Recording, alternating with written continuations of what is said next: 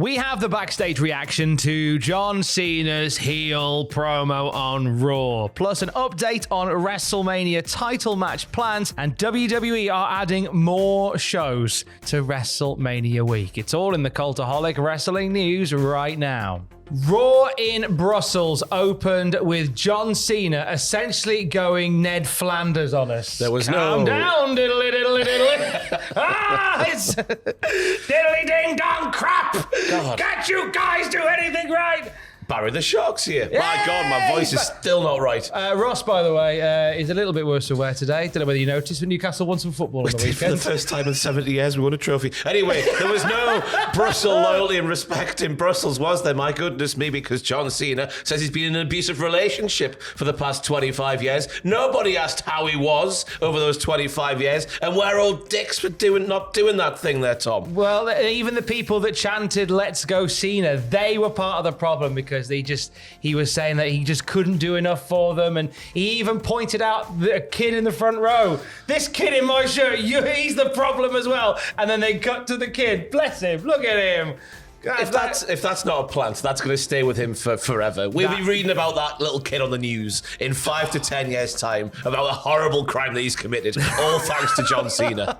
Loud and very angry chants towards John Cena. Well done, Brussels. I was nervous that because it had been so long since we had a WWE show in Brussels, the first time ever we've had a TV show in Brussels, that maybe they'd be just happy to see John Cena. Nah. Brussels, you understood the assignment. Thank you very much. You were magnificent last night. Yeah, we should never host a show in America again, basically, because bring it over here, it's just much, much better. Absolutely. So Cena claimed, as you said, Ross, he was in an abusive relationship and he was ending the relationship. And this brought out Cody Rhodes, who was a perfect salve here, berated Cena, shut him down when he tried to talk to him. Listen, kid, enough! He was great. Ended up with Cody Rhodes saying like he was excited to fight John Cena at WrestleMania, and said, I don't want to fight this version of you. If this turns up at WrestleMania, I'm going to run it over, run it out, and retire it early. He said at the end, go find John Cena, because I want to wrestle him at WrestleMania 41 and not this whiny bitch.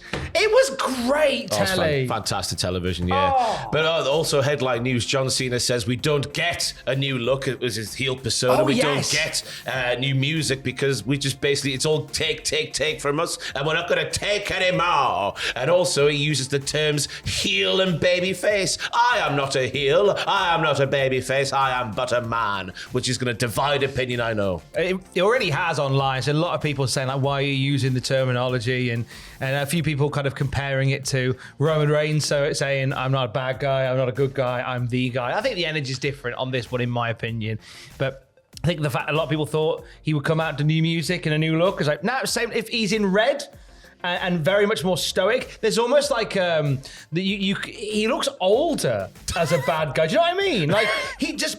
I watched it, and then my wife came and said, Cena looks old. I think it's his face. Like he's less animated. He's down. And I was like, but he didn't change anything about his look, but he changed everything about his persona. He just changed his face. It might be a twin magic situation. I'm going to put that out there. Like Eric Angle back in the day, we have Eric Cena in 2025. Fightful confirmed that WWE were ecstatic with the reception that John Cena got in his first appearance since turning heel. And in general, WWE sources tell Fightful that the crowd in Brussels were the hottest TV environment they've experienced, saying it bodes well for tapings in Brussels in the future. So this won't be the last time we come to Brussels. Simplement deux. Mon oui. Très bien. Merci beaucoup. But yeah, brilliant. I was expecting something very different from John Cena in Brussels tonight. I thought we'd maybe see him beat up R-Truth. Yeah. No, didn't need to. Yeah, that'll come next week. Or the week after. Or wherever he's going to be next. I don't know where the tours go next to you. Well, it's Glasgow next. Funny that. Well, actually, do you know what? We'll talk about that in a second, because we're going to bring some energy for Glasgow the same way that Gamer Subs brings you energy at a fraction of the price of canned energy drinks. Put in the powder, give the water a shake, and enjoy caffeinated and non-caffeinated flavors as well. Cultaholic.com/gamersupps. You can get yourself 10% off your order if you use the code word Cultaholic and get a sample to see whether it's right for you for free delivery. And if it's not, hey, look, you got a free sample out of it as well. 10% off your first order at cultaholic.com/gamersupps. Next week, the energy will be brought by Glasgow. Yeah. Oh, mate. So they've teased for next week on Raw. A-Town Down Under versus Jey Uso and a mystery partner in Scotland. Joe Cough. No, it's Joe Hendry. It's got to be Hendry. It's got to be Hendry. How could it be? Right, you can't do that and it not be Joe Hendry. I'll just for the sake of just like tempering expectations, Jimmy Uso is a thing as well. He is a thing as well, but you're in Glasgow. That's Jimmy Uso's favourite holiday destination, didn't you know? Obviously, Jimmy Uso is a thing, but you can't do a mystery partner in Glasgow and it not be you know who. I've attempted to do some journalism on this, because I sent Joe Hendry a WhatsApp at like 11:30 going, it's you, innit? It's you, innit? I haven't heard anything, as I never do. I attempted some journalism. I've got hiccups all of a sudden. Yeah. What does that mean? Just the fault of Joe Hendry. Thought Joe Hendry on Raw next week. It could be that.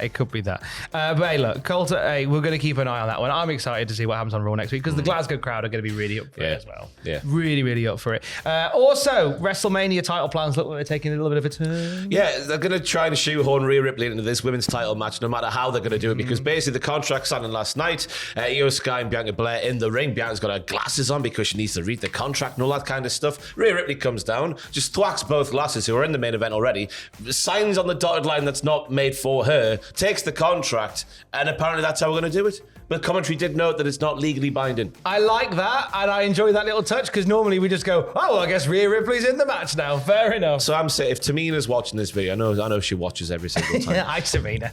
They're telling us that if you just sign the contract, no matter who you are, you can be in the match. So Tamina, get your bloody mitts on that contract and make the boyhood dream come true. For me, my boyhood dream of you winning the title at WrestleMania. Come on, anyone can be in the match, Tom. Anyway, so we know Tamina watches, and we know Rhea watches. Wolfgang, Barry, sign that contract, Barry. Get yourself in that match, Barry. We believe in you. It feels like it's heading that way. Fightful have also confirmed this, and numerous other sources said this is going to become a triple threat match, which I'm delighted about. Yeah, it's an interesting way of going about, because imagine if that was Charlotte Flair in that role there. We'd be going, boo! Oh, this is horrible writing, so hopefully they're not going to set Rhea Ripley up for an almighty fall. It's almost like it depends on who's doing it, whether or not we like it or not. Just a wild thought. WrestleMania looms, and do you know what? WrestleMania week is already looking busy across the board. It is the Edinburgh Fringe Festival of professional wrestling, as it were.